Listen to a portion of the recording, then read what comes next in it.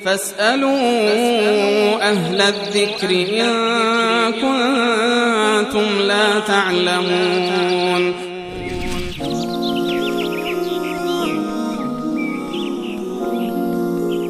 آقا سعید سین از زابل نوشتن که فرایض غسل رو لطف کنید بیان بکنید و اینکه چند نوع غسل وجود دارد و چجوری غسل بگیریم. این مسئله غسل واقعا یک مسئله هست که یعنی زیاد مطرح میشه در سوال‌ها. اگر اجازه بدید من یه مقداری یعنی مفصل‌تر به این مسئله بپردازم. بفرمایید. از نظر اینکه اولین سوالش این بود که فرایض غسل یا ارکان غسل چی هستن. برخی از علما معتقدند که غسل فقط یک فرضی داره، یک رکن اصلی داره و اون رکن این است که تمام بدنش را به اصطلاح با آب بشوید، یعنی تمام بدن را آب بگیرد. این در واقع رکن اصلی غسل هست. و برخی از فقهای دیگر که میگویند که نه، دو رکن اصلی دارد، یعنی دو فرض دارد. یکی نیت هست، انسان نیتی رو قبل از اینکه غسل بکند نیت بکند، و فرض دوم هم این است که تمام بدن خودش را کاملا با آب بشوید. اما برخی از فقها به خاطر این که نیت یک عمل جداگانه هست و قبل از غسل است، این جزء شروطش قرار دادن و جزء در واقع ارکان و فرایضش قرار ندادن. به هر صورت این دو نکته رو حتما باید انسان توجه داشته باشه. اول این که نیت داشته باشه، و نیت چیزی نیست که بر زبان بیاوره، که بر زبان با زبان یک جمله رو تکرار بکنه، اون وقت نیتش درست باشه. در غیر این صورت نیتش هم درست نیست و غسلش هم درست نباشه، چون چیزی وجود نداره. نیت غسل، نیت وضو، نیت نماز، نیت روزه یا هر عبادت دیگر همون تصمیم قلبی و باطنی هست که در قلب انسان تصمیم گرفته که مثلا غسل میکند، وضو میگیرد به خاطر اینکه پاک بشود، بتواند نماز بخواند. همین کافی هست. بر زبان آوردن هیچ جمله‌ای در هیچ عبادتی لازم و فرض نیست. نیت فقط و فقط اون چیزی هست که در قلب انسان وجود داره. بعد از این رکن اول هست، فرض اول. پس بنابراین نیت هست، یعنی این که انسان با این قصد برود غسل رو انجام بدهد که من بتوانم قرآن بخونم، پاک بشم، که بتونم نماز بخونم یا عبادات دیگر رو. این فرض اولی هست. فرض دوم این که تمام بدن خودش رو از سر تا پا کاملا آب بگیرد و در واقع بشوید. این در واقع شرط دوم یا همون فرض دوم هست. این دو کار رو که انجام داد در واقع غسلش کاملا درسته. غسلش کاملا درسته، هیچ اشکالی رو نداره. اما کیفیت غسل به چه صورت هست؟ کیفیت غسل که غسل جنابت باشد یا هر غسل دیگری باشد که مستحب از انسان به اون کیفیتی که رسول الله صلی الله علیه وسلم غسل می‌کردند به همون کیفیت غسل بکنن. غسلی که از رسول الله برای ما بیان شده، دو حدیث در این زمینه داریم صحیح هست، حدیث حضرت میمونه و حدیث حضرت عایشه رضی الله تعالی عنهما اجمعین، و کیفیتش هم به این صورت هست. یعنی روش غسل رسول الله صلی الله علیه وسلم به این گونه بوده که ایشان قبل از هر چیزی دستهای خودشون رو میشستند، یعنی هر دو تا دست رو تا بند دست 3 بار میشستند کاملا، و بعد از این وضو میگرفتند کاملا. به چه صورت برای نماز وضو میگیرند؟ به همون صورت وضو میگرفتند، یعنی آب در دهان میکردند، آب در بینی میکردند و کاملا وضو میگرفتند. یک وضوی کاملی قبل از غسل. منتها درباره این که پاها را بشوید در این وضو یا در پاها را نشوید، فقها به دو دسته شدند، یعنی تعبیراتی که از حدیث وجود داره. برخی از علما میگن این وضوی کاملی باشه، حتی پاهای خودشون هم بشوید قبل از غسل، و برخی از علما دیگر میگن که نه، لازم نیست که در ابتدای غسل پاها رو هم بشوید، بلکه آخر وقتی غسل رو تمام کرد این پاها رو در واقع بشوید. این هر دو هم از حدیث رسول الله صلی الله علیه وسلم ثابته.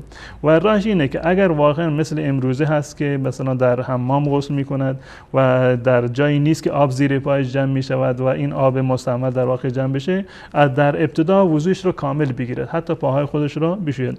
اما اگر در جایی هست وقتی غسل میکند زیر پایش آب جمع میشود، روش بهترین است که این شستن پاها رو به تأخیر بیاندازد، زمانی که غسلش تمام شد بعد از این در واقع پاهای خودش رو بشوید. این روش اول هست، یعنی وضویی که قبل از غسل رسول الله صلی الله علیه و آله این کار رو انجام میدادند. اول دسته ها رو میشستند، البته قبل از وضو استنجا هم میکردند، یعنی زیر اندام خودش را و در واقع عورت خودش را میشستند. این مانندی که برای نماز یا بعد از قضای حاجت انسان در واقع نظافت میکند و بعد از این به صورت کامل وضو میگرفتند و بعد از این روی سر خودشون آب میریختند. اول روی سر خودشون آب میریختند، 3 مرتبه آب میریختند و میفشردند، موها را تکان میدادند تا اینکه پوست سرشون خیس بشود و بعد از این تمام بدن خودشون رو در واقع میشستند. این روش غسل رسول الله صلی الله علیه وسلم هست که از هم حدیث حضرت میمونه و هم حدیث حضرت عایشه رضی الله تعالی عنهما اجمعین این کاملا ثابت است.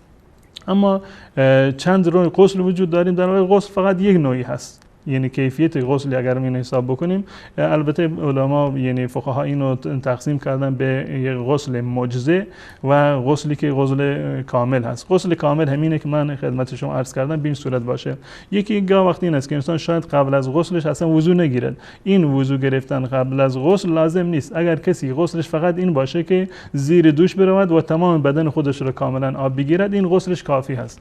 این غسل مجزئ میگن. اما غسل کامل همین غسلی هست که قبل از اون وضو بگیرند و بعد از وضو به همین کیفیت که من عرض کردم در واقع این بدن خودشون رو بشویند. و غسل کردن در 5 مورد جزء واجبات هست، یعنی واجب هست که انسان غسل بکند و موارد دیگر مستحب یا سنت هستند. او یا این که به تعبیر دیگر در چه صورت‌هایی و در چه مواردی غسل بر انسان واجب می شود و تا زمانی که غسل را انجام ندهد نمازش و در واقع عبادات دیگری که نیاز به طهارت دادن در واقع انجام نمی شود. این است که در اولین صورتش احتلام هست، یا به تعبیر عامیانه که میگویند که انسان شیطانی شده باشد، احتلام شده باشد. و این کسی که احتلام شده باشد این میشه به چند گونه اینو تقسیم کرد. مثلا فردی خواب بوده و خودش میداند، یعنی به یادش هست و خاطرش هست که دیشب احتلام شده و آثار احتلام رو هم میبیند. خب غسل بر این انسان واجب هست و قطعا باید این غسل رو انجام بده. خب یک فردی مثلا فرض کنیم که شب تو ذهنش هست که احتلام شده، اما ظاهرا چیزی از آثار احتلام نمیبیند، لباسش کاملا پاک است. در این صورت غسل لازم نیست. فکرش اومده، خیال میکند، گمان میکند که احتلام شده، اما اثری از احتلام نیست، غسل لازم نیست. و صورت دیگری این هست که به اصطلاح یادش نیست، به خاطر نمی آورد که احتلامی صورت گرفته باشد، اما آثار احتلام هست. در این صورت غسل لازم میشه. پس بنابراین اولین چیزی که غسل را واجب میکند تفاوتی ندارد، هم برای مرد هم برای زن. احتلام هست که به تعبیر عمومی این که شیطانی بشود. این مورد اولش هست. روایت زیادی در این زمینه داریم. حضرت ابو سعید خدری رضی الله تعالی عنه روایتش هست که الماء من الماء، و حدیث حضرت علی رضی الله تعالی عنه اذا فزحت الماء، وقتی که احتلام شدی. این تعبیرایی هست که در حدیث رسول الله صلی الله علیه و سلم اومده. پس بنابراین اولین مورد احتلام و شیطانی شدن هست. مورد دوم همبستری هست و در این زمینه هم روایاتی داریم. حدیث حضرت ابو هریره رضی الله تعالی عنه است که اذا جلس بین شعبها الاربع، یا حدیث اذا التقى الختان والختان فقد وجب الغسل، یعنی این که به مجرد این که زن و شوهر با هم دیگر همبستری بکنند و در واقع ختنگاه زن و مرد به هم دیگر برسند غسل واجب شده. در ادامه این روایت هست که انزل او لم ينزل، چه ارضا شده باشند، انزالی صورت گرفته باشد یا اینکه صورت نگرفته باشد. اول احتلام، دوم همبستری و همخوابگی زن و شوهر با هم دیگر، و مورد سوم پاک شدن از حیض و نفاس، پاک شدن از عادت ماهیانه که یا اینکه پاک شدن بعد از خونی که بعد از در واقع زایمان هست. بعد از پاک شدن این بر زن واجب هست که حتما این غسل رو انجام بده به دلیل حدیث حضرت فاطمه بنت ابی حبیش که رسول الله صلی الله علیه و آله فرمودند که وقتی که تا زمانی که حیض هستی به اصطلاح غسل لازم نیست، وقتی که ایام حیضت و این خونت بند شد فغتسلی و صلی، برو غسل بکن و بعد از آن نماز بخون. این مورد سوم هست. مورد چهارمش در واقع این است که انسان فوت بکند. برای کسی که فوت کرده باشد هم غسل واجب هست به اجماع مسلمانان. و مورد پنجمش مسلمان شدن فرد کافر هست. فردی که کافر بوده مسلمان بشود غسل کردن بر اونم واجب هست به دلیل حدیث حضرت سمامه رضی الله تعالی عنه که ایشون اسیر بودن در مسجد رسول الله صلی الله علیه و سلم، به ستون بسته بودند. رسول الله صلی الله علیه و هر روز می اومد که سمامه چه خبر هست پیش تو، میخواد احوالش رو بگیرد. سمامه بهش میفرمود و میگفت که یا رسول الله اگر منو بکشی خب حق داری، من مستحق کشتنم، اگر بر من منت بگذاری این منت تو رو، احسان تو رو فراموش نمی کنم و اگر هم که آزادم بکنی من یک انسان شاکری خواهم بود که حتما از تو سپاسگزار، و اگر مال هم بخواهی من مالم حاضرم که فدیه بدم.